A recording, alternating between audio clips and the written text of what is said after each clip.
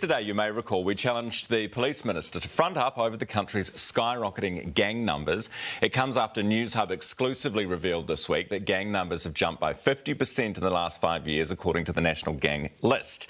Chris Hipkins has accepted that challenge, and we'll discuss gang numbers shortly. But first, there is a lot to talk about other than gangs too. Good morning, Morena. Good morning. Good to have you in the studio. I think this is the first time we've had you in the studio. I know, normally I've been beaming in from Wellington to talk about COVID-19, so it's great to be here in person. It is indeed. Right, let's start with Gaurav Sharma, who's come out this morning and said that there are two members of the New Zealand Council who told him that the Prime Minister was going to invoke the waka jumping legislation. Do you think he's making that up? Who knows, but I haven't seen any evidence to back that up. Certainly, I've not been involved in any discussions about that. The Prime Minister's been very clear she had no intention of doing that. So, you know. So you've never heard any Labor MPs even discuss using waka jumping no, I don't on think, him? No, absolutely not. I don't think any of us really feel that a by-election at this point is justified. So, but no, you've never heard any Labor MP talk about using waka jumping on him? No, absolutely not. OK. Let's talk about the fact that it's going to cost potentially taxpayers hundreds of thousands of dollars. And this is a point the Prime Minister made. Could cost hundreds of thousands of dollars and would be what she described as wasteful. Do you agree with that? Yeah, I do. I mean, look, as someone who stands for Parliament and as a constituency electorate MP every 3 years, I think you make a choice when you put your name forward to be a constituency MP that you're signing up for 3 years, and it would have to be something pretty extraordinary to prompt a by-election. Now, sometimes that happens, you know, personal tragedies, you know, health issues. There can be reasons why people stand aside.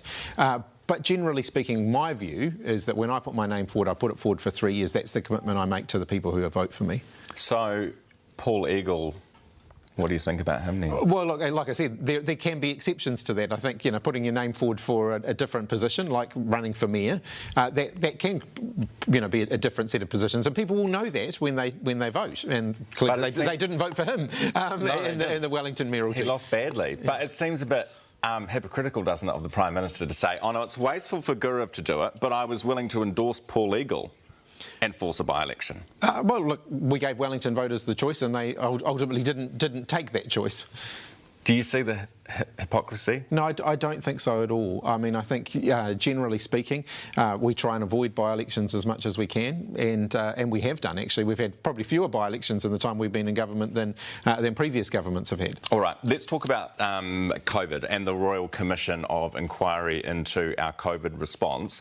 When will that happen, and will it happen? Will we know the outcome, the results, before we go to the polls next year? Yeah, the Cabinet hasn't signed off a terms of reference or a process or a structure for that yet, but I think we're getting close to that point where we want to see that getting underway.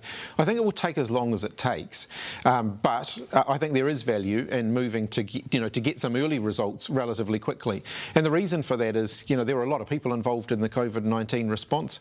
As that winds down, and much of it has already wound down now, you want to capture the lessons learned before all those people move on with their lives and we lose all of that knowledge and all of that expertise. So I think, you know, any inquiry or review, and I think it's likely to end up in the, you know, inquiry end, I think we do want to make sure that that's capturing the lessons learned from the... Right, so no terms of reference yet, but you'll confirm it will be a Royal Commission?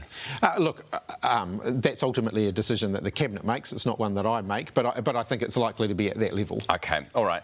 And what will it include? You've said that no terms of reference have been set.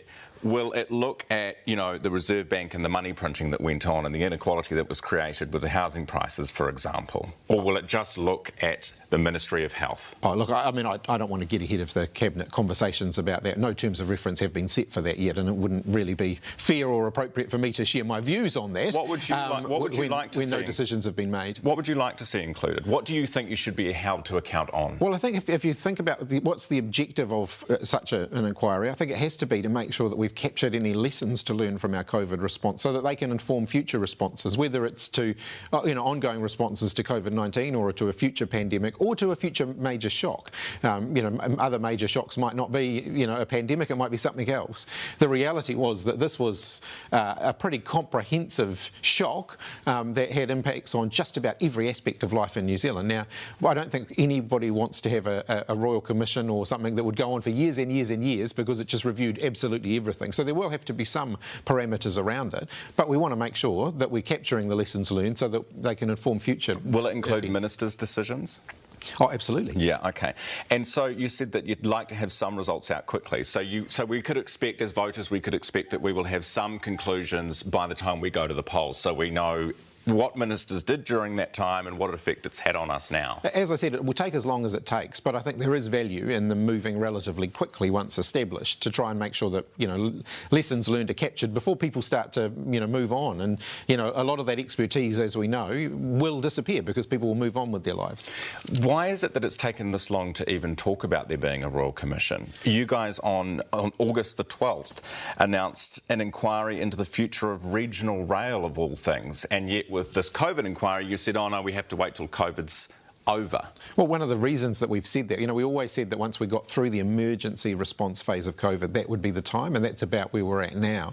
And the reason for that is, you know, the people who that I've just mentioned, who will be looking to move on with their lives, you know, they have been absolutely focused on protecting people from COVID and responding to the situation ahead of them. We want those people to be able to engage in the inquiry and give their views, and they've been pretty flat tack until now. The gang numbers that came out, Newshub story this week, the gang list, a 55% increase from when you came into power to now, 18 to 25-year-olds, a 75% increase.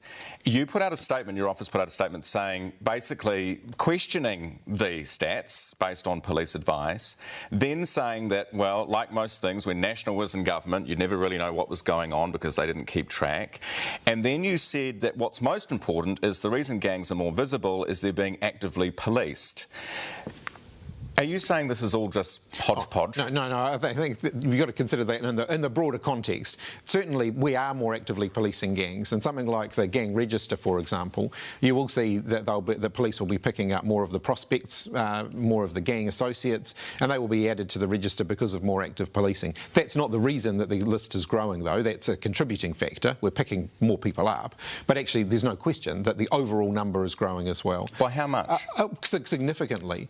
And what we have seen is an escalation in gang-related activity, and there's a variety of factors that have contributed to that. The deportation of 501s has been a significant factor there.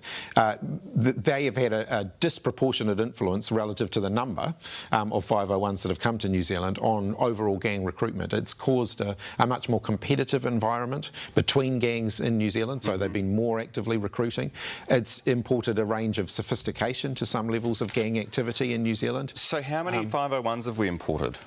I don't have an exact number. It's not a massive number, but no, because so you're basically accepting these numbers, 55% increase under your watch. Absolutely. What proportion of that 55% would you attribute to 501s? A fraction? Oh yes, it's a small percentage. Right, so what about the rest of it? But what I'm saying is that the importation of the 501s have introduced new gangs, and those new gangs go out and then recruit locals.